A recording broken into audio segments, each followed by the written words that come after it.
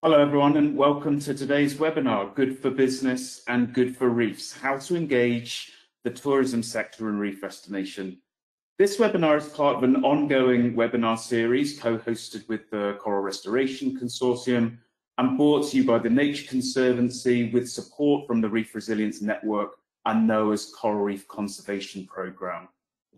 My name is David Saggett and I'm the co-chair of the Coral Restoration Consortium's field-based propagation working group. I will share my experiences with co-founding and leading the Coral Nurture Programme in Australia, the world's first science tourism partnership for reef rehabilitation, which has become the largest reef restoration programme on the Great Barrier Reef operating at scale. I will be joined today by Hayley Jo Carr, Director of the Reef Rescue Network, and Nathan Cook, an international reef restoration practitioner. During today's webinar, the three of us will share our experiences working with the tourism industry to achieve reef restoration goals along the Great Barrier Reef, the Bahamas and Thailand. Research has now shown that coral reefs have exceptionally high tourism value and travellers have greater desires to seek more sustainable tourism options. We, as restoration practitioners, have a unique opportunity to engage the tourism sector to achieve conservation objectives and the goal of our webinar today.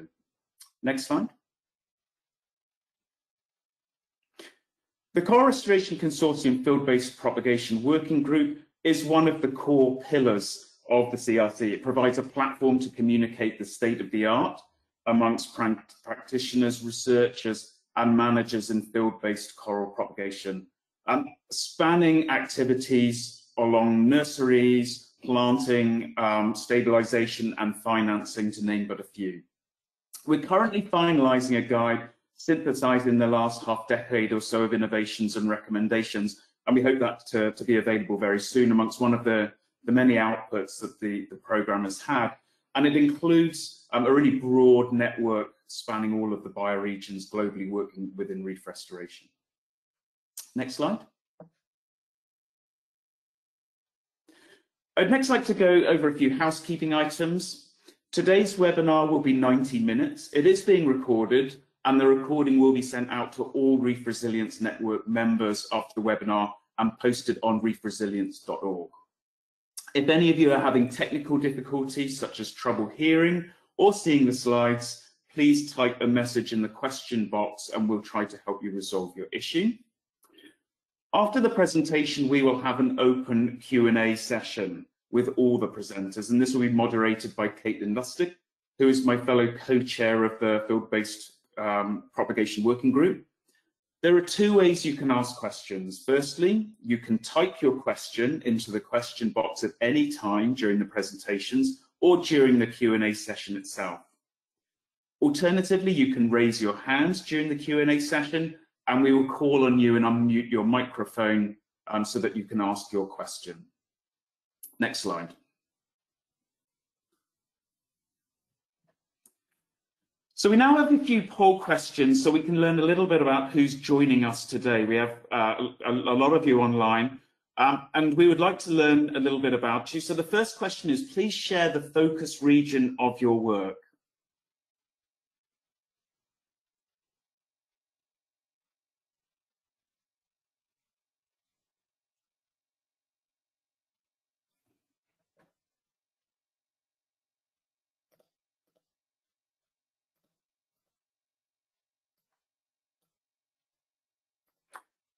Sorry, in case any of you are having difficulties with the options, you can select one of the following. It's the Western Indian Ocean, Caribbean and Atlantic, the Coral Triangle, the Middle East, or the Pacific.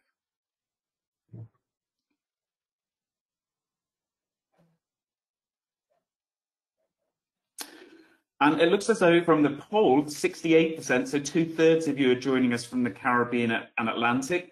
And we have a fairly even split between the Middle East, Coral Triangle, Western Indian Ocean, with a smaller percentage, the lowest percentage joining us today from the Pacific. And presumably that reflects the time zone that unfortunately many of you might be on. The next slide, please, that we will look at will be another poll question for you. If you could tell us a little bit about what you do, and there'll be a series of options you can select. Are you a marine resource manager or practitioner, a scientist or researcher, or a student, or do you identify with another particular?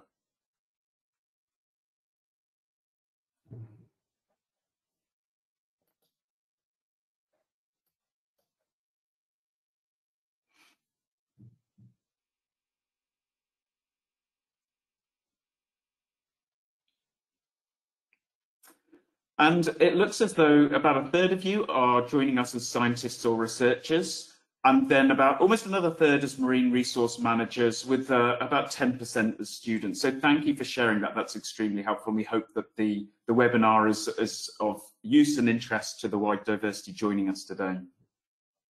Next slide is my first presentation. So I will be talking to you for the next 15 minutes or so about the experiences we have had on the Great Barrier Reef through the Coral Nurture Programme. As I said, it's a science tourism initiative for restoring Great Barrier Reef sites. Next slide, please.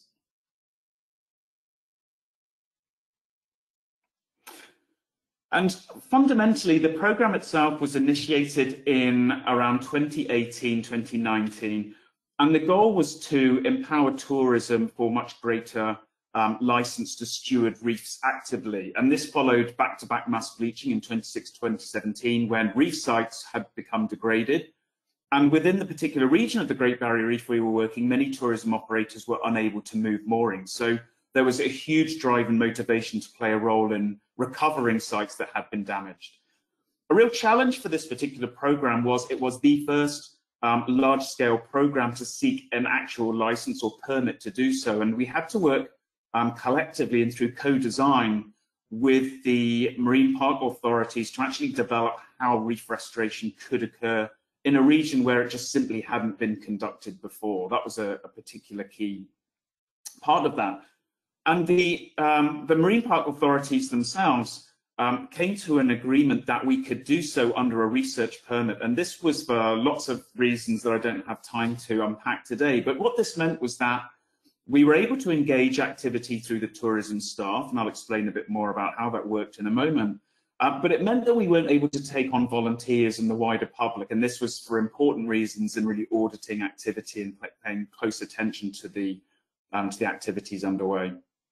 The last part of that was really then working both through the operators, the scientists, and the governance itself to develop blended finance funds for propagation, because we didn't really have necessarily public sector funds at the time and at the start. We had to develop a really innovative stream of funding that was staged over time based on our goals. Next slide, please. And when we started the program, we did so in the Cairns-Port Douglas region. The reason for this was the hardest hit region during the 2016-27 mass bleaching event, and the sites in need of the greatest recovery and active intervention. And it meant that many of the reef sites actually were in reasonably offshore blue waters, and so the actual practices, which I'll explain at the moment, were fairly straightforward to implement. Next slide, please. The biggest challenges, however, and I'll explain as we go through, that we then extended this to the second major tourism hub on the Great Barrier Reef just over a year ago now, on the Whitsundays. This had much greater challenges and really a demonstration of how restoration programs through tourism are needed to be much more adaptive and adaptable. But needless to say, over time, we built this large scale that encompassed all of the tourism gateways on the Great Barrier Reef. Next slide. And the actual program was built around 4 pillars. This was a really important way of working with the tourism industry. The first, of course, was developing low-cost propagation techniques. You can see the nurseries in the top left-hand side, and the bottom left-hand image is one of what we call Coral Clip. It was a device that was invented that was low-cost for replanting the coral that was either propagated on nurseries or sourced from fragments of opportunity. The reason these were important were not only the cost, but it meant that we didn't have to use chemicals to reattach corals, and it meant that we didn't have to really deal with complex health and safety issues on tourism vessels with tourists by having lots of chemicals. The top right-hand side demonstrates that the third pillar was about integrating into our existing operations. This was really pivotal, that we did not want to change tourism operations themselves. That was really key in terms of retaining the characteristics of the industry itself and the diversity of tourism operations that existed. So, as I said before, much of how we operated was about capacity building staff within those industries to conduct the activity alongside day-to-day tourism trips. And then the final pillar on the bottom right-hand corner here is really to demonstrate that it was all about the network. The most critical part of this operation was working collectively as a network and really at scale through an industry that traditionally had been quite competitive, but bringing together a much more collegiate approach to restoring the reef. Next slide. And just as an example of really the results of these 4 pillars that we can achieve, it's really about landscape transformation. And these are just 4 images of some of the planting that's been conducted after 12 to 18 months of just planting very small finger-sized fragments at these reef sites where we have fairly degraded areas. And this is really targeted restoration. Next slide. But in addition to that reefscape transformation, some of the key wins that we work towards is really ensuring that we establish reproductively viable colonies again. One of the big challenges we've had on the Great Barrier Reef through mass bleaching has been a reproductive stalling of many of the spawning species through short-term slow recovery. And so within the first 2 years of activity within our nurseries, many of our nursery corals were spawning, and within about 3 years, our corals that were replanted on the reef had started to reproduce again. So we felt that we were starting to close the cycle in terms of our reefscape transformation, and rather than planting tens of thousands of corals, we were planting tens of thousands of corals that were now able to reproduce themselves. Next slide. And here's just a snapshot of some of the activity that is now in place. And in fact, this slide is a little bit old now. We participated alongside a large number of other restoration programs just over a few weeks ago in the first global, what is called Coral Palooza, and we were able to plant a large number of corals. And so we now have exceeded 100,000 corals planted through this particular approach and through the industry. But we operated about 30 Great Barrier Reef sites, and we've had almost 300 weeks now of coral nurture program activity. And as you can see with some other statistics here, there's a huge amount of activity that occurs through the nurseries and planting, and all of this is accessible on the Coral Nurture Program website. Next slide. And really how the model works is very straightforward, and it perhaps doesn't come as a surprise, but really we work in terms of what we call a scale generator. And the idea is very straightforward. The stakeholders themselves propagate the coral. This is conducted in partnership with research activity that aims to optimize that activity. So the stakeholders will quite often approach the researchers for key research that's needed to do things bigger and better. We then conduct a portfolio of research needed to execute those particular needs. And you can see that some of those examples on the right-hand side. And then that feeds into the stakeholders themselves. And all of that continues over time to entrain more site and stakeholder diversity and more research diversity. And that's been achieved, as I said earlier on, through a staged activity, but it really has enabled us to now operate across a really diverse operator set. Next slide. And so in terms of the lessons learned, and this is probably one of our most important parts of how we disseminate the successes of the program, has been how we've achieved this, and now we're able to provide recommendations to others in terms of some of the key steps. The first for us has been building trust and equitability, and there's really some critical steps here. And the first is that, of course, it's a competitive industry. So we really needed to ensure we had a code of operation in place that enabled operators to conduct activity and conduct it with integrity, but not impact the activity of other operators. And so this is just a snapshot of some of the key parts of our code of operation that we have. And operators must adhere to this code of operation to be able to perform activities under our central research permit, which is then obviously administered through the Marine Parks Authority. So it keeps us all in check, and it's a really important part of making sure we stick to the script, if you like. The next side of the story is really ensuring we accurately acknowledge our respective efforts. And there's a key feature here is that it really is the practitioners that are conducting all of the frontline activity. The researchers certainly don't take any credit for all of the planting activity. But importantly, the stakeholders feed into all of the research. So all of our research publications that enable much more optimized activity are co-authored through both the research community and the tourism industry, where they played key roles. And then the other particular part of this is really communication and communication integrity. And this is where we really need to ensure that when we are providing our messaging, that this is messaged in the most robust and accurate way to ensure that trust is retained across the network. Next slide. And so in terms of the communication itself, one of the key features we learned very quickly was how do we communicate success?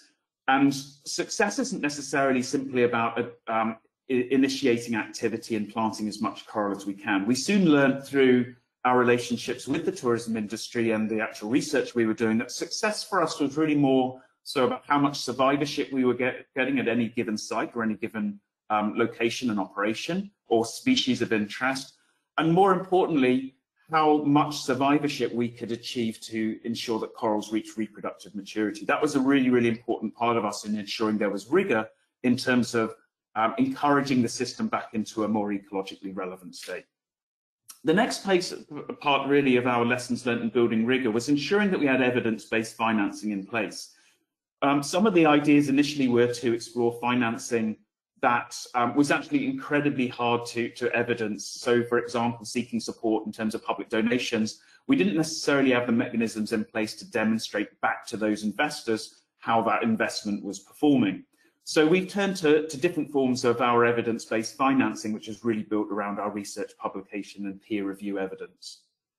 And then the final part, again, is really ensuring that our communication is accurate. We don't inflate any of the successes and the activities. We've actually reported in several of our papers many of what we would call our failures. We don't necessarily view them as failures. They're simply steps that we have undertaken where we've had the opportunity to learn and actually do things differently. Next slide. And then the next part of our lessons learned is really ensuring that we build in realistic expectations and adaptability. There's, of course, huge hunger to adopt restoration. And some real lessons for us over time was, as we initiated and adopted activity into our second tourism hub in the Whitsundays, we had extremely different challenges. And you'll hear from Nathan Cook, actually, from the webinar a little later on, but Nathan conducted a lot of the early work in this system, and subsequently the Coral Nurture Programme sought to explore some of those challenges where the sites are much more turbid.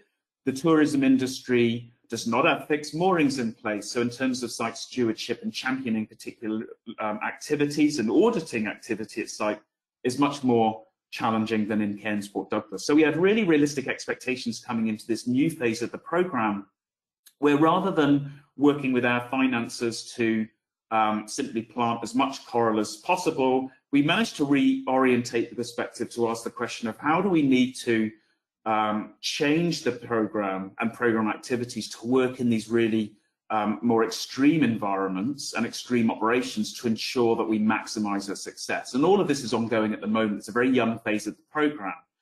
But it's meant that we've had to stay extremely adaptable. Whilst we our preferred mode of planting has always been coral clip as a means with which it streamlines into the operations, it's not the only tool that we use. And again, we've had to be adaptive over time. So it's ensuring we have the right tools for the job as we move locations. And in this example here, we changed the type of nurseries that we use from floating towards tabular to suit the particular environments. And being flexible and adaptive was a really critical part of working towards our longer term operations. Next slide. And this brings me to my final slide when I'm talking about these more adaptive operations, that all of these lessons learned and these ingredients really enabled us to picture the last about 5 years or so of the Coral Nurture Programme into an integrated framework that has enabled us to operate sustainably. And we recently published this as a model in this article here, which should be free to access currently, or if you cannot access it, simply message me and I'll be able to provide a copy of the article. However, the most important part here is how it brings together the different elements of working alongside tourism within the social ecological system and ensuring that there's sustained financing in place to meet those goals. Next slide. And that is it from me in terms of presenting the Great Barrier Reef. Thank you very much. And hopefully that is one example with which we've managed to engage with tourism and restoration. Obviously hear more as we move to our next speaker. Next slide. So our next speaker, and it gives me great pleasure to introduce Hayley Jo Carr, who is a coral restoration practitioner and paddy course director who has worked within the global tourism and conservation sector for over a decade now. Hayley's focus is in community engagement within the marine environment and society's links with the ocean. She's authored the Paddy Reef Rescue Diver course, which is being taught throughout the Caribbean Reef Rescue Network to allow recreational divers to have a hands-on experience assisting with coral restoration activity. And Hayley is currently the Reef Rescue Network Director, managing more than 40 coral restoration projects throughout the Caribbean, and is currently based in the Bahamas. Over to you, Hayley. Thank you. Thanks, David. Good morning, everyone. I'm Hayley Jo Carr. I'm the Reef Rescue Network Director for the Perry Institute for Marine Science based here in the Bahamas. I also work in St. Lucia and Aruba. However, this presentation will be focused solely on the Bahamas. I've been with the Reef Rescue Network since its inception in 2017. And before that, as David said, my expertise is with the dive industry, also marine conservation and community engagement. I'm also a paddy course director, and I continue to train instructors with a focus on marine conservation and coral restoration programs. So what does the Perry Institute do? Well, we strive to preserve coral reefs for future generations through discovery science, coral reef restoration and marine education. And our holistic approach to reef rehabilitation encompasses aerial drones, photogrammetry and in-water field surveys, empowering us to monitor the coral reef health over time and prioritize areas for restoration and slow the spread of deadly coral diseases. And as I said, the component that I'm focused on is the coral restoration, which is the Reef Rescue Network. Next slide, please. So the goal of the Reef Rescue Network is to increase the spatial scale of restoration efforts throughout the country with multiple small-scale projects utilizing the tourism industry as key partners. And we want to restore local coral reefs and to assist in the recovery of critically endangered species. The Reef Rescue Network, we're a collection of local stakeholders. It's got a big variety of stakeholders from local community members, NGOs, dive stores and resorts, local businesses, and we're all working together to protect coral reefs that provide valuable ecosystem services, both ecologically and socially. This network, it also allows a sharing of information.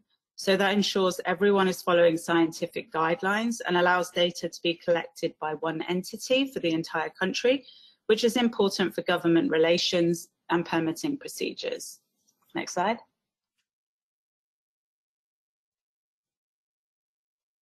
So here you have a map of the network. The Reef Rescue Network Bahamas is a network of 43 coral nurseries, combined growing nearly 10,000 fragments, and that's with 25 partners spread across 13 islands, and we're actually continuing to expand throughout the archipelago.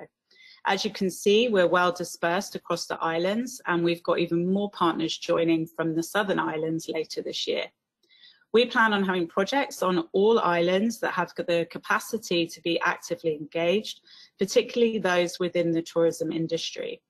We have a variety of tourism operators, so we work with liveaboards to high-end dive resorts, to small boutique dive stores, educational and research facilities. And it was already mentioned, I'm the director, so I oversee the operations, and in my team, there are 3 coral restoration practitioners who are pretty much always in the field working. I also have part-time restoration practitioners and communication staff. I have other coral scientists and research assistants, and also a remote sensing and photogrammetry specialist as well, and more who work with the Perry Institute for Marine Science and then can support the Reef Rescue Network in each of those relevant areas. I'm also, as well, I'm still in the field doing field work, and it is just continuous work with the partners throughout the year. Next slide. So you can see on here, we've got a big focus. Oh, can we go back one, please? Thank you. So the Reef Rescue Network, it was founded in 2017, like I said, and what we do for the partners is we do the permit applications with the Department of Protection and Planning. So we organise that permit. It's like an umbrella permit for all the partners to operate under.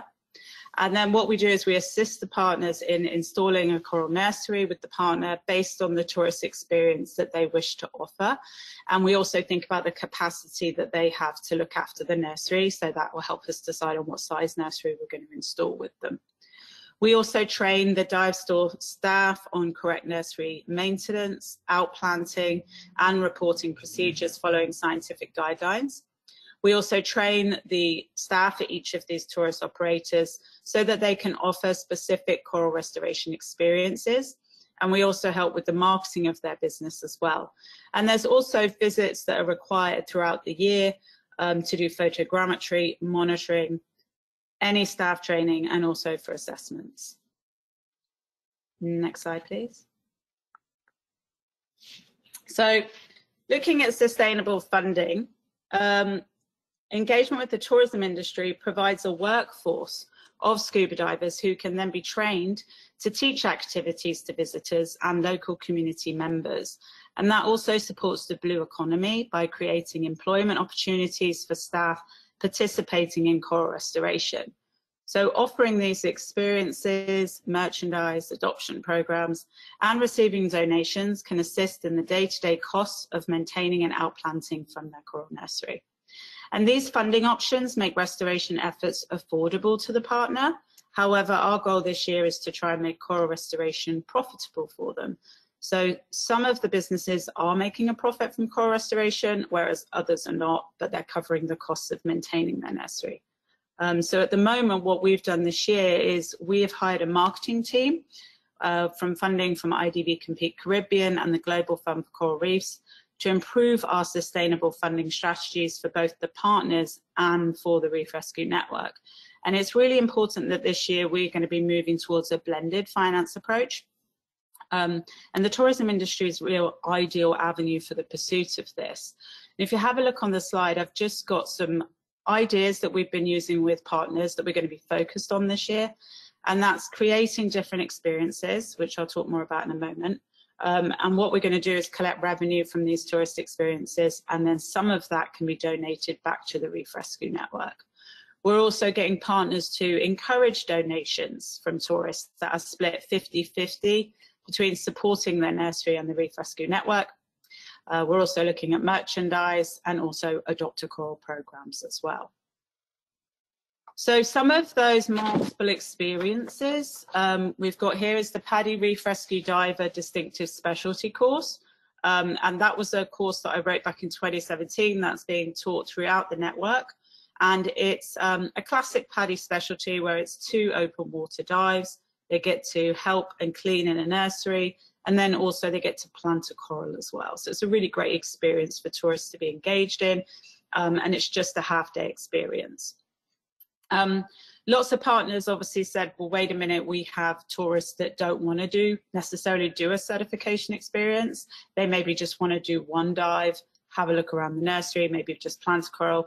So we created then the Reef Rescue Dive Experience, which is a non-certification program. This year, this is brand new, we've created the Reef Rescue Snorkel because we had partners in the tourist industry that don't necessarily have a dive facility. They were just offering snorkeling. So we've created the Reef Rescue Network Snorkel with like some small artificial reefs that the guests can snorkel and learn about restoration activities. And then the next 2 are both packages.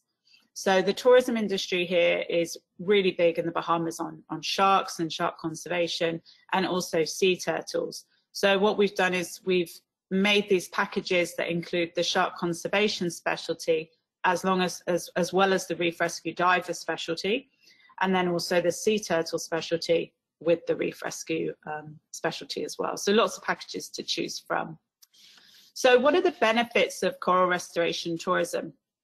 So as already mentioned, tourism revenues provide support to sustain and cover operating costs of a nursery, but also have the potential to go beyond this and start to generate profit for partners once marketed effectively. One of the most important social outcomes of restoration is that of education and awareness, and this is provided to tourists and local people who participate in any of the 5 experiences mentioned on the last slide. All staff at dive partner locations are fully trained in the academic proponent of restoration to provide information to guests, as well as to discuss the benefits reefs provide, the threats they face, and behaviour changes they can make to protect them. And we found this overall to be a huge motivator for those stakeholders engaged in restoration in the Bahamas. The dive industry, they need healthy coral reefs, to keep the tourists returning and to support their livelihoods. And they also understand the importance of coral restoration in increasing the health and biodiversity of their reefs. A combination of social ecological motivations are driving these stakeholders within the Reef Rescue Network to be engaged throughout the country. So knowing the numerous benefits coral restoration and healthy coral reefs provide is it's kind of an important factor when you're encouraging that stakeholder buy-in, particularly from local government. And we personally found one of the biggest challenges we had was engaging with the Ministry of Tourism here. But after onboarding a marketing team this year, we've now joined forces with them to market coral restoration in the Bahamas. And coral restoration tourism has provided lots of employment opportunities for many local people throughout the network, and that's supporting livelihoods. And a big challenge, or not a big challenge, a big benefit we've had this year is being able to train PADI open water scuba instructors that have then been trained as reef rescue diver instructors to then work throughout the network. So we've been providing these employment opportunities. Next slide, please. Of course, there's also been challenges, and the biggest challenge for us over the years has been the marketing component, with the negative effects on tourism, first from Hurricane Dorian and then COVID-19. It's been a really challenging time for the industry, and little money has been available for things such as marketing efforts. Therefore, although the partners have these great experiences, they may not even have it advertised on their website yet. So this is where the marketing team's been amazing in supporting us this year. And we're going to be assisting all tourism partners with adding experiences to their websites, providing marketing toolkits to them, which is going to include things like videos and images and other content. We're also going to be creating a Reef Rescue Network webpage directing customers to the partners, creating targeted communication campaigns, influencer and media trips, sweepstake prize draws and press events.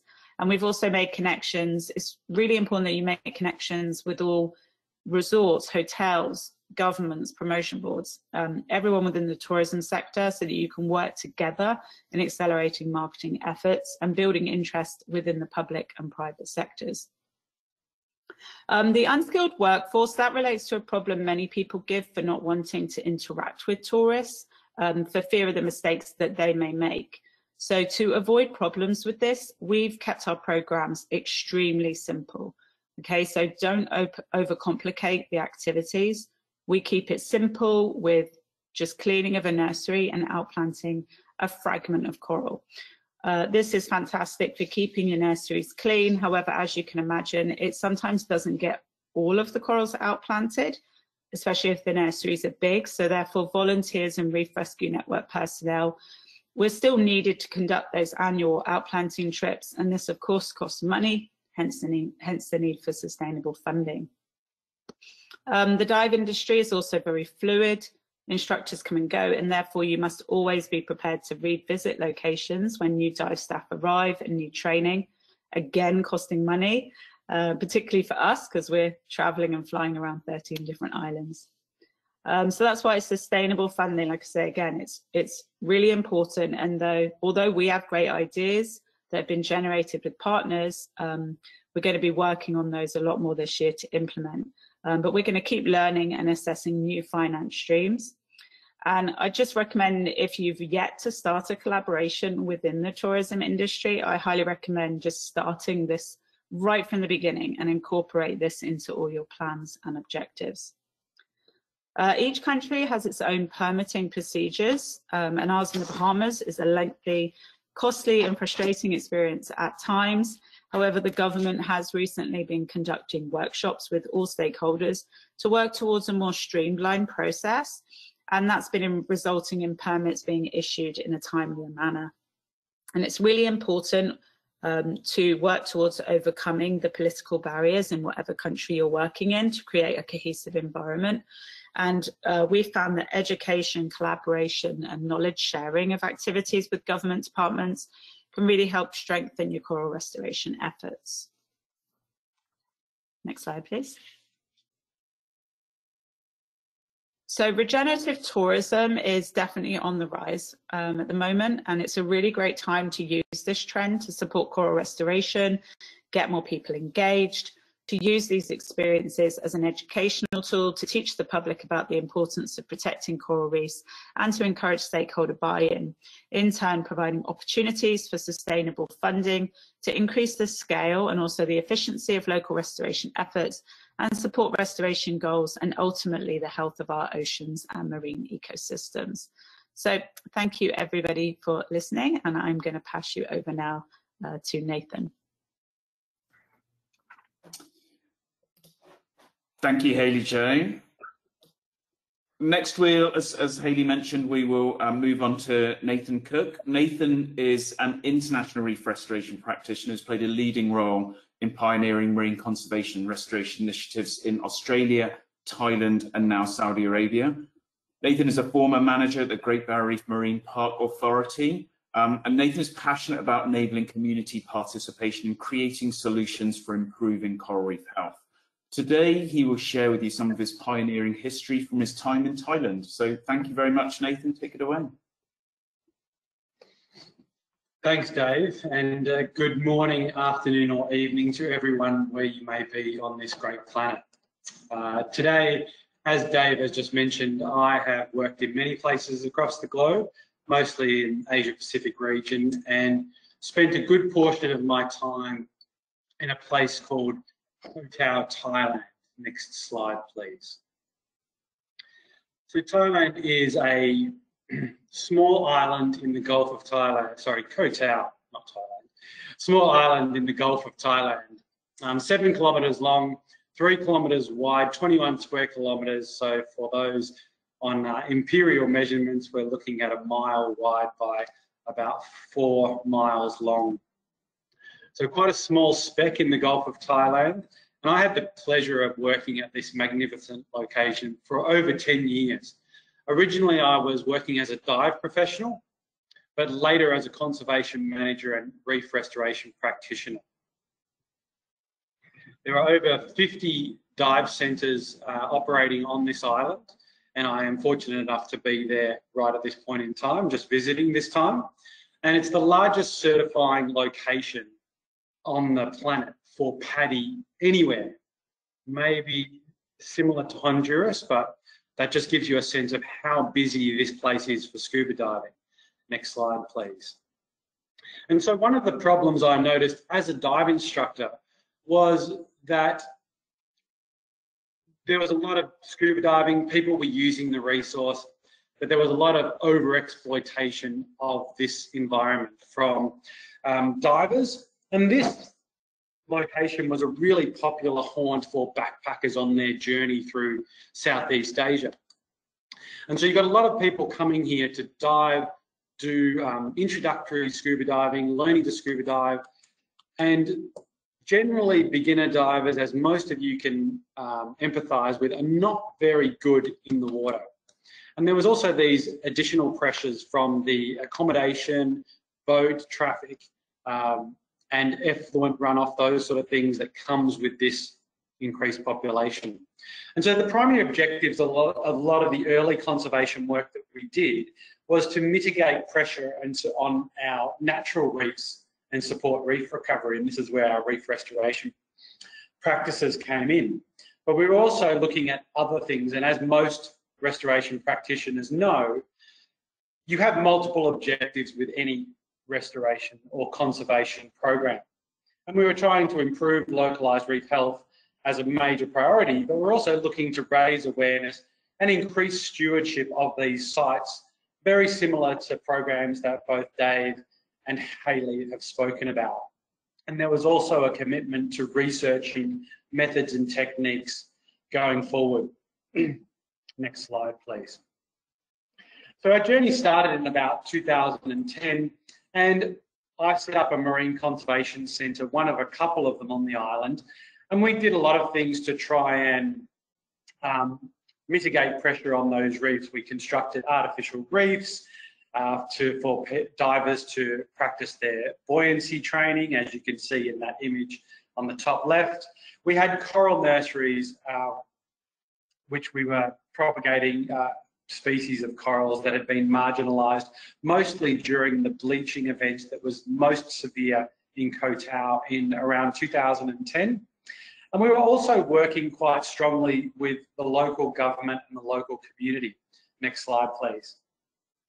We were doing things, so a lot of the work that we were doing raised the awareness both in the governance procedures of the island as well as with the local community. And we got institutional support, I guess is the best way to call it, to implement a range of activities to try and protect our reefs. This included things like large mooring blocks like the image in the top left there, all around the island to mitigate or minimise the amount of vessels that were dropping anchors on our coral reefs. And we also had zoning plans implemented and to implement passive management strategies for looking after the reefs around the island. Next slide, please. And this was mostly done through a collaborative organisation that we had on the island called the Save Koh Tao Consortium. It's like a local group that got together, and we had monthly conservation meetings where we shared knowledge, had presentations, and we also created collaborative island-wide projects. The fact that we all lived in the same environment in a small location made it quite easy to get together and share our knowledge. The gentleman on the bottom right-hand side was the chairperson of the Save Koh Tao group, Chad Scott. Some of you from the Florida region may have heard of him before, especially if you've been to Koh Tao a few years back. But he was a bit of a pioneer, working alongside a lot of the stuff I was doing at the beginning of this conservation movement. Next slide, please. And so the way we worked, we had professionals like ourselves working, providing education to stakeholders within the community, industry and government, and sharing that with consumers who were the tourism industry staff and representatives themselves, but also the tourists visiting their island. And so we would provide education to those stakeholders who would help develop projects, who would then provide opportunities for participation by tourism industry members. And I'm going to talk a little bit about how we did that. Next slide, please. So education and training was a really important strategy for contributing to our restoration goals. But it also contributed really strongly to sustainable financing. One of the things we did with tourists, we offered a range of conservation courses, and I'll speak a little bit more about that in a moment, what the types of conservation courses were. We had dive master trainees, so these are dive professionals in training, and PADI requires you to have a certain number of assistances with open water and advanced courses, but we added a conservation component unique to the training that we did in Koh Tao, that people or dive master trainees were required. So our dive professionals already had a conservation ethos when they graduated as dive professionals. The staff who worked at our dive centre had to undertake compulsory environmental training. So we got them to do one of our conservation courses about ecological monitoring to raise their awareness and make sure they were participating at a very high standard from a conservation perspective. And all of these activities, both with the visitors and the staff at our centres, created a conservation culture and created what I call a bit of a halo effect. And we required compliance with more sustainable activities than had been prevalent in the past. And finally, with the community, I already talked about local community group, and we had community collaboration on projects such as marine debris cleanups. We had an annual festival, which was a major fundraiser for the organisation. We had Adopt a Reef programs where different organisations were responsible for different locations, not dissimilar to what they're doing in the Caribbean with the Reef Rescue Network. And I've already mentioned that we had annual projects and because there were more and more businesses on the island getting involved in conservation programs, there was this sort of corporate peer pressure that built up around this conservation culture, because if you weren't doing it, then you sort of got left behind in this new conservation focused community. Next slide, please.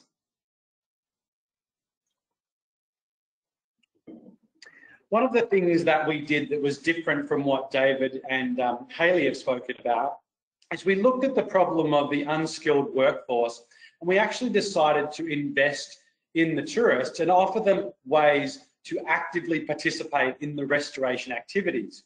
So we provided tiered pathways of opportunities for people to get the training that they needed to actually be skilled labourers. So people could come along and do a one-day experience, go out, see some restoration, possibly plant a coral, those sort of things. But more often than not, people would sign up for 1 week, 2 week, and sometimes 6-week programs. And through this program, the longer you stayed, the more exposure you got to the different conservation activities. And that meant that people got a lot more practice and experience. And if they stayed on, they were able to continue with that participation through sort of unpaid internships, as you will. But Koh Tao is a relatively cheap place to live, and it gave them an opportunity to further enhance their employment opportunities in this field. And I say unpaid opportunities, but some people who stayed for extended periods of time actually got paid. And so we would continue to mentor them, but we managed to develop a skilled workforce and didn't have to rely on the 1 or 2 paid staff that we had on the program. One of the challenges is, how do you standardise this sort of training so it can be recognised by organisations such as in Australia, the Great Barrier Reef Marine Park Authority, or for example in the Caribbean, other permitting agencies, to recognise the training that people had. And so Hayley talked about developing programs specific to the Caribbean through the Reef Rescue Network course. Apologies if that's not exactly what it's called, but those sort of things, and specific PADI courses. And you can see this sign behind me. You might have all remembered, if you're a PADI scuba diver, the pathway to learning and education. Starts you off as an open water diver, and we'll go to the next slide. And you can develop your skills however you want to become a professional. Well, the gentleman I spoke about earlier, Chad, who was the head of the Save Koh Tao program, he has developed a similar pathway of training and education called Conservation Diver. So if you're thinking about starting a program to develop sustainable financing, one of the things you can do is, rather than going out and developing your own PADI distinctive specialties, you can actually adopt these programs that have already been developed in a range of fields in the conservation and restoration space.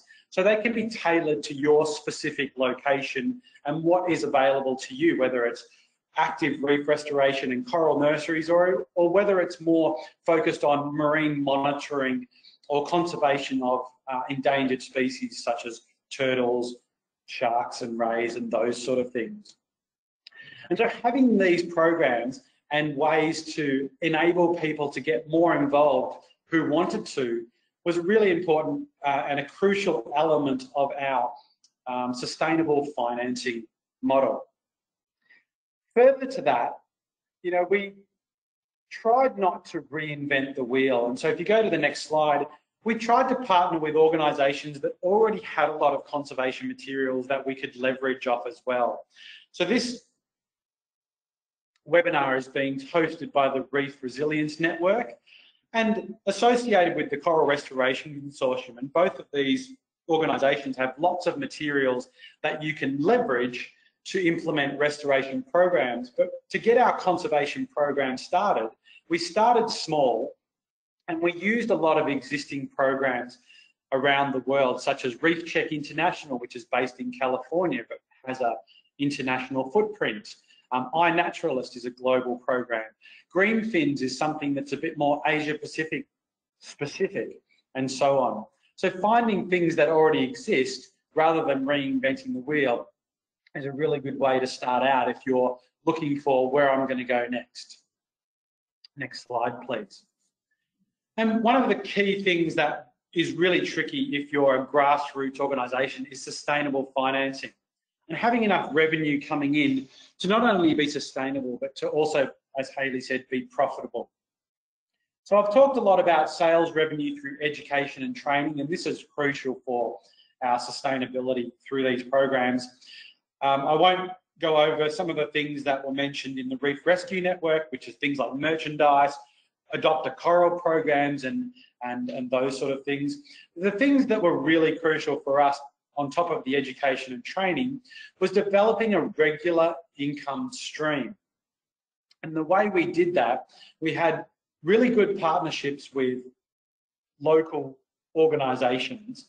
So local organisations support through logistics, boat space, equipment, and providing a ready stream of customers who were inspired by the conservation ethos that the company presented would flow through to our conservation programs, and we were able to make an income that way. With the donations too, one of the things that was crucial to our sustainability was having regular monthly income through a donation stream. So we partnered with Project Aware and decided to come up with a fixed amount because we were a PADI dive centre, and we agreed with PADI that and Project Aware that we would certify everyone as a conservation-focused Project Aware diver every month, and for this we would pay the equivalent of around $200 a month. So this was regular income for Project Aware. We charged our divers an extra, say, $5 or $10 on top of their actual certification training, and that pool of money enabled us to give a contribution to Project Aware, so keeping PADI happy and the Project Aware Foundation. But the rest of the money that we made every month was coming to our conservation program called Eco Ko'Tau. And so if you think about businesses across the globe, whether it's Microsoft or World Vision, in the past you used to buy Microsoft Office, but now you can only get it through a subscription. And that's because the value to them of getting regular income streams is so much more important than having one-off sales and then trying to sell your product again and again is just indescribable. And so for us, that was a crucial pillar in our sustainable financing. And so if you can develop a program like that, sure, some people questioned why there was this conservation fee, and ideally you would have that at the island-wide level when people arrived on the island. But I lived in a very political environment where it wasn't feasible, so we did it at the organisational level. We promoted it, we explained where the money went to all these conservation initiatives that we did, reef restoration, artificial reefs, managing our mooring lines, those sort of things. And there was very few complaints from people because of the value that they saw in it in a more eco-conscious, focused world. So if we go to the next slide, my second last slide, take-home message I have from my short presentation here is that, for us, local organisation support and partnerships were really crucial. And I feel like Hayley and David both mentioned those in their presentations as key in both of those environments. When we're talking about that, those donations and that financing, stressing the benefits to partners needs to be highlighted. So if they're going to provide you with boat spate and in-kind support, making sure that you're giving back and promoting their programs through marketing and media coverage is really important. Something David touched on, and something that I'm really passionate about, is ensuring your work is credible and marketed honestly. Programs that claim they're going to save the reef just wind me up a treat. So you're not saving the reef. We're trying to do our little bit for a little patch of reef that is really important to us where we operate. And then you can use that message to encourage your visitors to do more when they go home. You know, find carbon-friendly ways to live, and that's going to make a big difference beyond participating in coral reef restoration. And really importantly, honour your champions. I'm sure if we went back and spoke to Hayley and David, throughout their programs, there are key people who are crucial to making sure that their programs are successful and really powerful programs. People like Chad, who I've spoken about earlier, are the champions that make these programs really powerful drivers for a more sustainable world in the field of coral reef restoration. So if we go to the last and final slide, I would just like to say thank you very much for taking the time to listen to our stories today. And yes, I would love to hear any feedback or comments. And so you can find me on that email address, or likely online if you search Nathan Cook Reef Restoration. And I'll hand it back to the panel.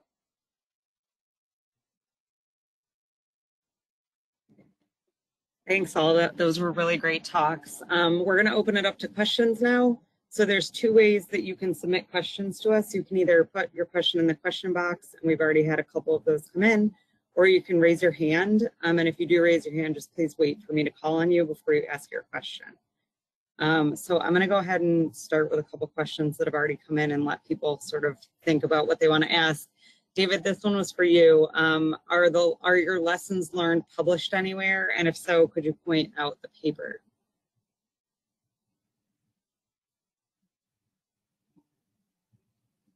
You're muted, David.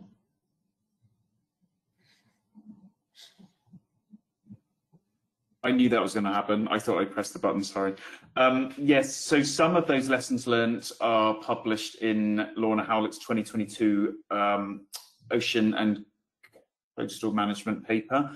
The lessons learned into the Whit Sundays, we're writing those up at the moment, but we are always happy to share them. That none of it's private, and part of the reason for doing the webinar is to open that knowledge up. So if you have any interest in hearing more about that, we can easily take that offline and share more.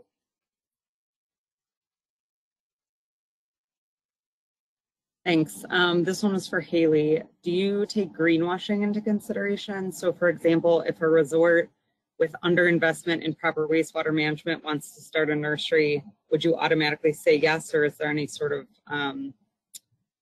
discussion about fixing existing problems within a resort before they start a nursery? Yeah, that's a nice tricky question.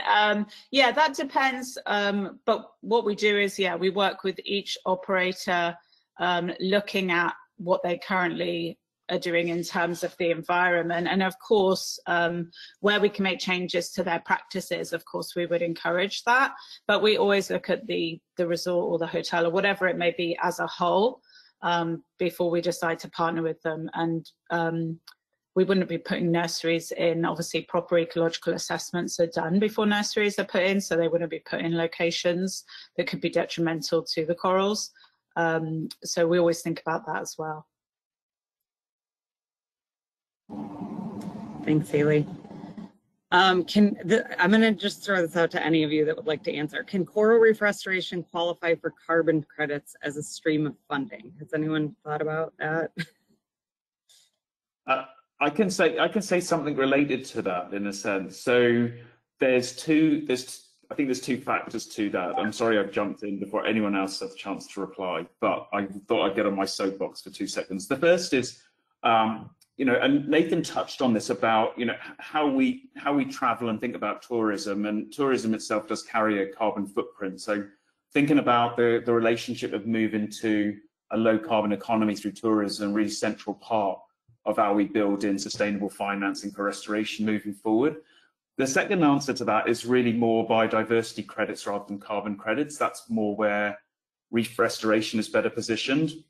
The more we are learning at the moment with new molecular tools, for example, the more we realize of how not only diverse reefs are, but in many regions, how much endemism regionally the coral reefs actually have compared to what we thought before. So it does position reefs into the biodiversity credit market incredibly well, and I know of quite a few initiatives that are actively exploring that. So those are my 2 cents.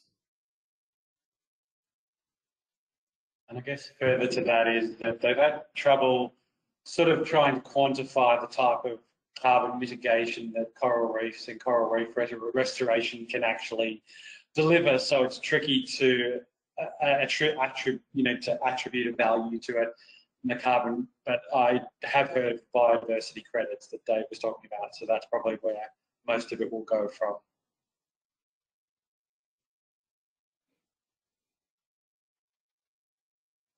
Okay, this one's kind of related to that. How about a sustainable funding program based on referral fees from the sale of local real estate properties? Can you read that one again, mate? I couldn't quite catch the full question, sorry, or comment. Sure. How about a sustainable funding program based on referral fees from the sale of local real estate?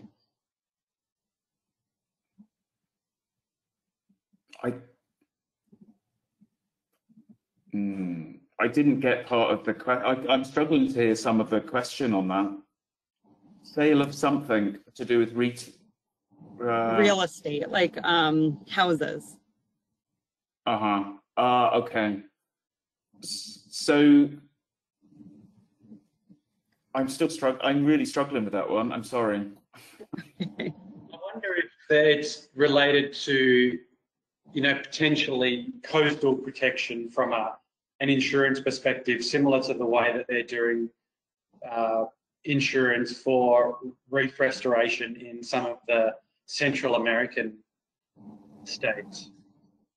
But I'm a bit like Dave, a little bit lost and just having a stab in the dark. Can you type, Caitlin, would you mind typing that question into the chat or something, and then I can just we can have a think about it as we go, because I want to make sure we give it like fair consideration. I'm just not sure I'm following. Yeah, why don't we, Tali, do you want to come off mute and ask your question while I put this in the chat box?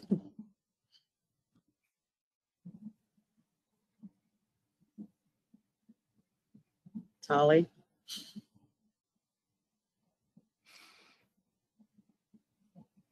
How about Lori?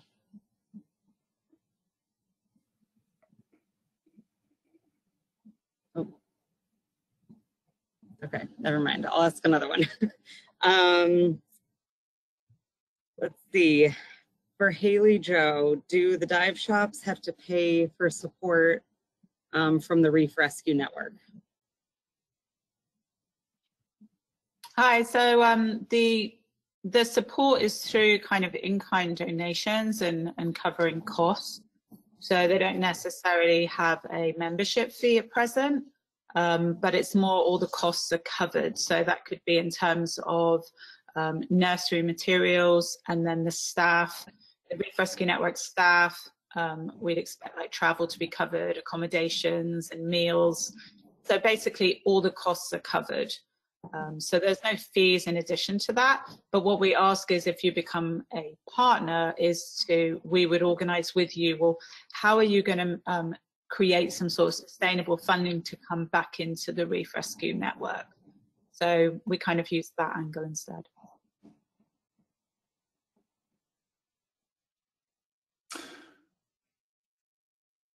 Okay. I've just seen the question. Okay. I've got it now. Okay, the referral fees from the sale of okay.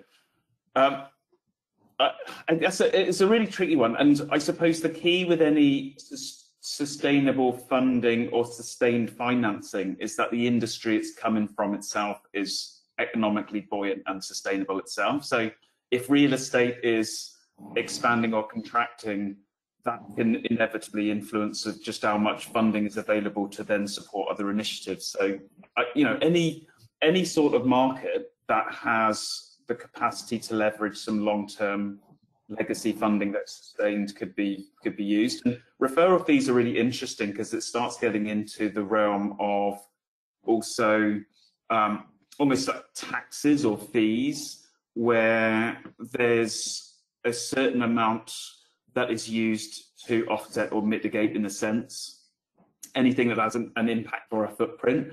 Where that's really critical and important, and we've had quite a lot of conversations in the community recently about this, is ensuring that the value of reefs is accurate and robust, because it's that value that's then used to assign however fees or impact or mitigation can be assigned.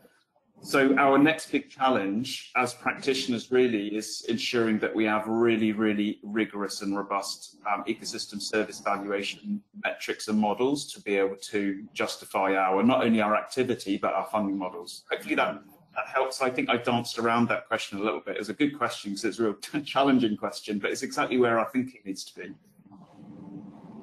So there's some further discussion. Rick, I don't know, you're welcome to come off mute if you want to have more of a conversation on this, but we can also put you in touch with the speakers after this if you're interested.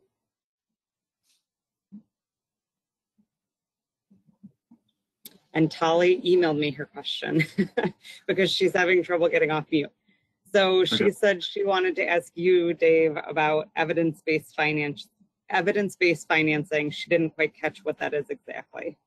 Yeah, so sorry, classic case of probably using too few words on a slide, but really it's that our financing is is well built around evidence. So if we are seeking X amount dollars, we know, for example, it costs us $2 to plant every coral. So and that is, say, to enable a coral, that would be at least a year through to survivorship. So when we talk to our investors, we're very transparent that we have the evidence from, say, 100,000 corals that is exactly what it costs and consequently what the investment or the financing is able to provide. So it's having the evidence within your program so that you can confidently talk to your investors and funders about what they're actually contributing to.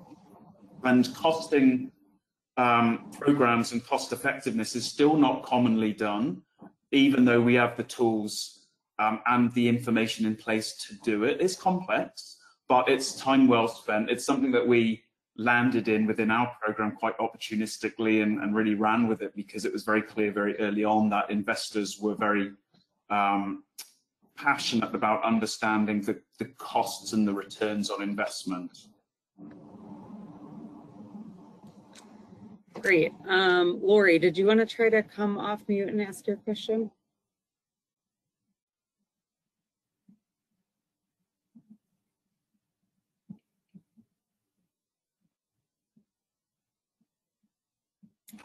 There we go. Hello. Can you hear me? Perfect. Yep. I said it looked like everything was an exit to nursery, coral nursery.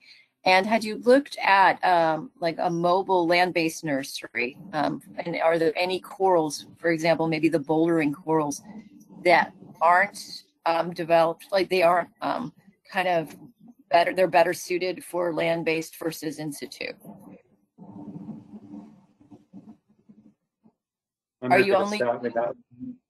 Yeah, are you only using in situ nurseries, or do you have land-based nurseries as well for your outplantings?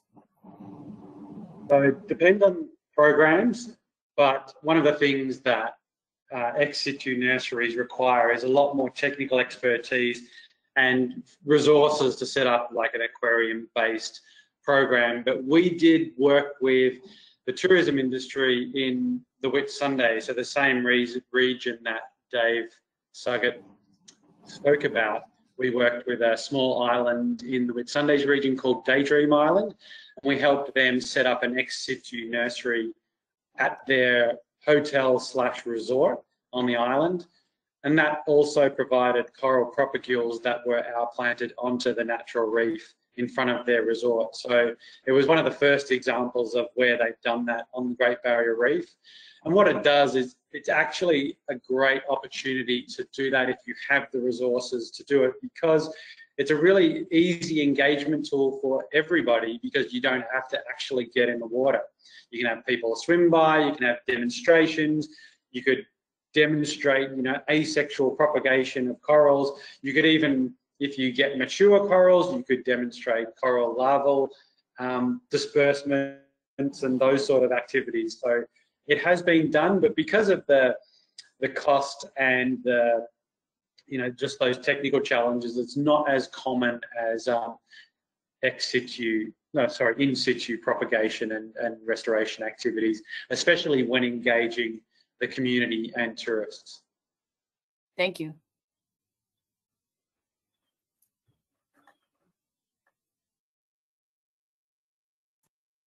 Okay, here's another one. Are there any examples where the establishment of a coral nursery program resulted in the implementation of environmental programs addressing the underlying environmental issues that resulted in the degradation of the reef in the first place? Oh, that's a good question, isn't it? These are all great questions. This is, you know, the root cause of degradation, you know, is addressing the root cause degradation is one of the sort of 10 golden rules really of restoration itself, is finding the root cause of the problem. And, you know, the bottom line is addressing climate change is the biggest challenge we all have to be able to do that. So how well any restoration program that's established to address climate change is obviously on a case-by-case basis. But I guess other reef systems are impacted in different ways locally. Some of the reefs that we've been working at, for example, have been impacted through overfishing and loss of herbivory. And so ensuring that knowledge is fed back into the actual restoration program and practice is probably implicit to the workflow and the goals. So I don't know of any great examples. I don't know whether Haley, Joe or Nathan do, but it's a really good question. It's an important one. I think for some of us, we certainly do think about that, the effects that some of these dive operators have on the reef. And some of the most common things, I guess, that we help to do is things like establish a mooring. So where they may have been dropping anchors before in the reef and damaging corals, we always work with them to set up mooring buoys for their boats. We also discuss the importance of things like not feeding fish in the area, especially, you know, because then you're losing your algae eaters. So we try and discourage them from feeding fish, and also things like stop having your guests make sure they use reef safe sunscreen. So we kind of have these, you know, these things that we implement with each of the partners, and that's educated through the Reef Rescue Diver course. So within the course, there's things that people learn about what they can do to help coral reefs, which is separate from the restoration aspect. So that'll be everything from things they can change in their everyday life to how they act on a boat. And also, even if it comes down to like how you are as a diver in the water, being aware of your buoyancy and watching your fins. So it's kind of more on that level that we're doing kind of education and behavior changes, but then also looking about, okay, what impact does your dive operator currently have at a location to try and then overcome any of those problems, like I say, like the mooring buoys is the classic one. And just further to that, I feel like I touched on that a little bit during my presentation with the collaborative arrangement with a lot of the local government programs implementing widespread moorings and zoning and other passive management actions around the island. But I can also empathise and reiterate what Haley's just said about influencing people to implement more sustainable behaviours beyond participating in these sort of activities. So one of the things, I'm actually in the middle of a PhD trying to understand the motivations and benefits of people, everyday people participating in active reef restoration. And one of the strong drivers of participation are those social outcomes and the inspiration that people get, because they really feel like they want to make a difference in a world that they see is more challenged every day. And these opportunities give them that pathway to contribute into hands-on actions, but it also inspires them into behavioural change in other ways, whether it's daily lives at home, but also voting for politicians and governments that are actually going to do more. So I guess coming back to the original question, It's that halo effect that I talked about of creating a more conservation-minded community, wherever that community may be, I think that is going to have possibly a greater impact than the physical hands-on actions of the reef restoration that we're doing, which is still at a relatively small spatial scale.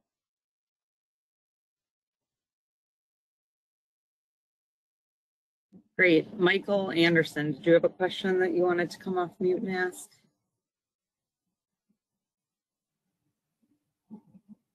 For Nathan, I'm with the Aquarium Divers for Coral Society. We had done a webinar with Chat Scott a while ago, and what I wanted to do is try to reconnect with him. So that's if you could give me your email, I could just, and then I can just get off the air. Did you hear me? I seem to have lost the sound. We can hear you. Nathan, you might be muted if you're talking at all. I was just going to say, are you able to share that directly with them? Because I don't have access to the attendees. And I'm happy for that to be shared. Okay. Yes, we can put you in touch. Yeah, if you could put your email in the chat, I could do it that way. We'll make sure you guys get in touch. Okay, thank you. Mm-hmm.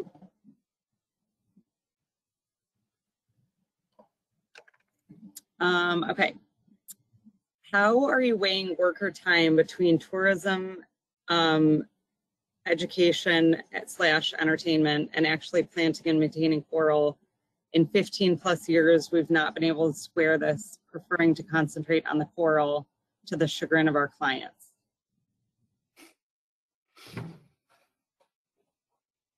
Who wants to answer that one first? I've got an answer, but I'll let the others have a crack first.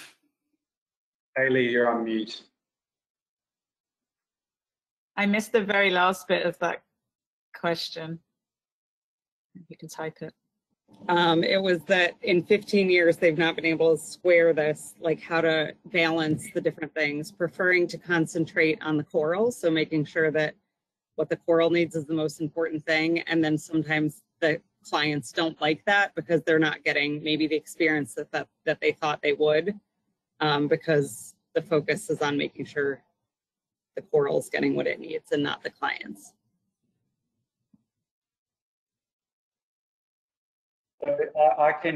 One of the things I guess it comes back to is what I spoke about toward the end of my presentation about that credibility in the work that you're doing. And so I find that whether I'm teaching a PADI open water course or a conservation course, it's about being honest about what the objectives are, what we're trying to achieve, and what they're going to get out of it, and generally selling that before they get in the water. The work that we did on Koh Tao was quite incremental and grew as the program grew. So when I'm not sure if this is answering the question directly, but when I started being interested in the conservation component, I was working as a dive instructor and possibly doing conservation like 1 day a week. And that grew over time to where I was able to focus on that as a full-time occupation. So it was more of an incremental process. But I guess being clear in your communications and selling your product is probably the best way to make sure that people are getting satisfaction. I think that might answer the question, but Hayley and Dave might have more to answer. Yeah, I think just what you said, Nathan, there about making your objectives clear. I think make the objectives clear of your program when you start with a partner. If they are ecological or are they social, make sure it's clear from the start what the focus is, what your objectives are that each year. So, if it's number of corals, survivorship, whatever you may be looking at, make sure it's clear with the partner, because then if that does become your focus, but that was your objectives in the beginning, then, they can't really argue against that as you move forward. But if you said, oh, we're going to be doing all these things for you, the ecological side is the smaller component, but then you're spending more time on that, of course, they're going to get frustrated. And it'll depend on your program then and what you've got funding for. But if you're going specifically into the tourism industry and you want to be a part of tourism proponent, you have to have the capacity to do that, and make sure you may need to increase capacity and have staff that are specifically focused on that, and then you have your team that are specifically focused on the ecological elements. So you've got to make sure you have capacity, because that sounds like a capacity issue if you're just focusing on one angle. And an example of that would be within the Reef Rescue Network, bringing in a marketing team this year, because we just didn't have the capacity to help with the marketing of some of these products that we're designed with the partners. So we've brought in a marketing team to support that. So I think you just have to be, because you want to keep everybody happy, especially if you want these sustainable finance streams coming back in to your organization, you need to be making sure that you're keeping everyone happy. Because if one stakeholder's not happy, that's going to spread then throughout the community, and it's going to have a negative knock-on effect possibly. Yeah, my answer is very similar to Haley Jo's. In the Coral Nurture Programme model is very much about capacity. So all of the operators have trained personnel within the staff that are able to undertake all of the propagation, planting, monitoring and auditing skill sets. And the funding framework basically works in concert with the tourism industry. So whoever within the industry has time and opportunity to repurpose some of its staff from tourism days into Coral Nurture Programme days, then that's where the funding will go. But our day-to-day operations are typically, nothing changes, it's still a tourism day trip, it's just that there's 1 or 2 Coral Nurture Programme staff from that industry in the water conducting restoration activities. So the tourists themselves see the whole experience from both the typical tourism and education trip, but at the same time the restoration activities running alongside of it. So again, it's very much about capacity. I couldn't agree more. And I think that's very much where the sustained financing arguments come in, really, is, many programs that are now in a situation of catch up of trying to develop a sustained funding model for a practice that's already trying to operate at scale. That's very hard to do. Much easier approach is to really forecast your sustained financing approach so that you can scale and stage your activity over time. So it might just be a chance and opportunity to just step back and reflect on the operation and think about the strategy. Great, thanks. Tumaini, would you like to come off mute and ask your question?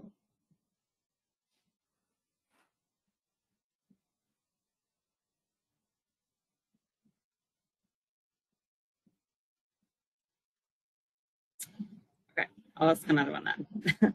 What are your thoughts on doing coral aquarium trade as a financing mechanism? So the idea would be in situ coral nurseries with ex situ F4 generation export to generate funds that would then sustain the restoration over time. Definitely, I think it would be a great model to implement. And when I first moved to Australia a few years ago, I was amazed that they were still actually collecting live coral for aquarium trade across the world, when asexual propagation of corals is so straightforward if you have the right technology. And these people are running pretty high-tech operations in some coastal communities to maintain and ship coral, but I guess that it would have to be economically viable to propagate and grow colonies for sale. There's probably a lot more to it than that. Being an ex situ restoration practitioner, I find growing corals quite easy, but yeah, I'm not sure if it's specific corals that are more desired in the aquarium trade world, more colourful, might be a bit more difficult to propagate in that environment. But I think it would be a great strategy to pursue. Yeah, that's the just to add to that, really, there are some activities already underway in the Asia Pacific region where large scale aquaculture for coral is being used or implemented into restoration strategies. So we have been talking actually about whether that's something to have a closer look at, but there's definitely interest there and models there. It's just I don't know an awful lot about it, but I think Indonesia and possibly the Philippines have started looking towards that as a means to finance larger scale restoration activity. And just to add a different angle, I think that would be something really difficult, certainly here in the Bahamas under the legal system, that just, you know, we wouldn't be allowed to export coral species.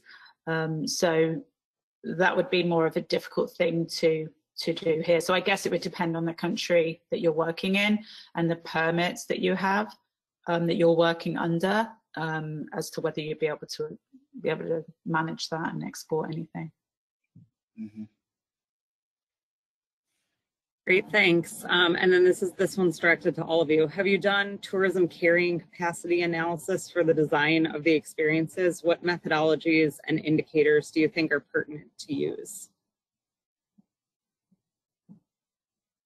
Tourism, what experiences? Sorry, Caitlin, so I can get the full. Oh, a tourism carrying capacity analysis. So like understanding sort of how many people can engage in this before it might have either the experience goes down or you're having detrimental impacts on the reef or that kind of thing.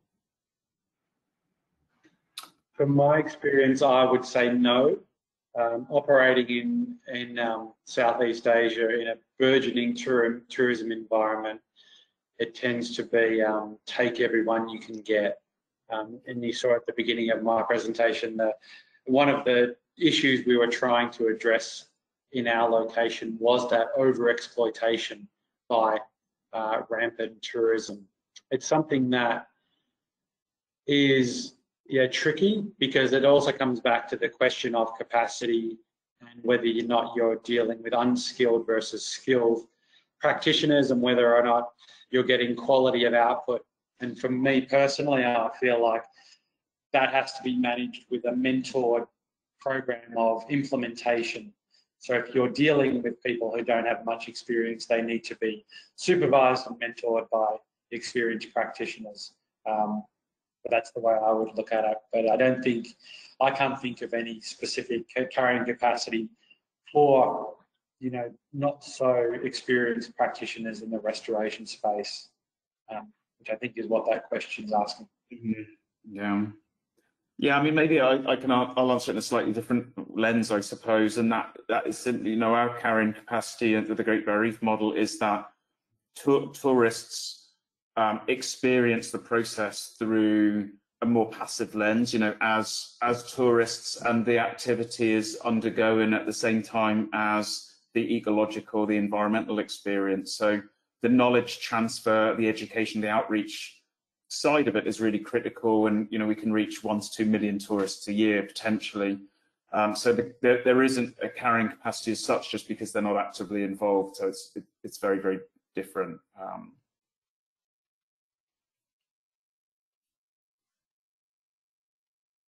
Yeah, and here in the Bahamas, we haven't had to consider that yet. I think for ours, we're like smaller projects. So rather than like the Great Barrier Reef or maybe Kotal, we're kind of spread out with smaller projects throughout the islands. So if anything, we're trying to encourage more participants at the moment to come here and do coral restoration, rather than worrying about any sort of capacity issues that we might have. At the moment, we're at the stage of still trying to attract more interest in it, for sure. Well, we've come to the end of our webinar. So thanks again to our presenters and for everyone's really interesting questions and discussion following the presentations. I know there's a few questions we didn't get to, so we'll be collecting answers from the speakers, and we'll email network members a PDF of their responses along with the recording link. By joining the Reef Resilience Network, you'll have access to the latest science and management strategies, be able to build skills with online training, learn from experts and your peers, share your experience in science, and receive email updated and quarterly e-newsletters. Next slide. If you've not done so already, we encourage you to take the Coral Reef Restoration online course, which is free and available in both English and Spanish. You can also explore a manager's guide to coral reef restoration planning and design. Both links will be sent out in the webinar recording email to all network members. Next slide. The CRC website is also a great resource, and you can explore the Coral Nurture Program website, along with the papers that we have linked here below. We'll also send these links in the webinar recording email to all of the network members. And next slide. And please take the short survey at the end of the webinar to share your feedback. Thanks again to David, Haley, and Nathan, and we hope to see you on our next CRC restoration-based webinar. Thank you, everyone.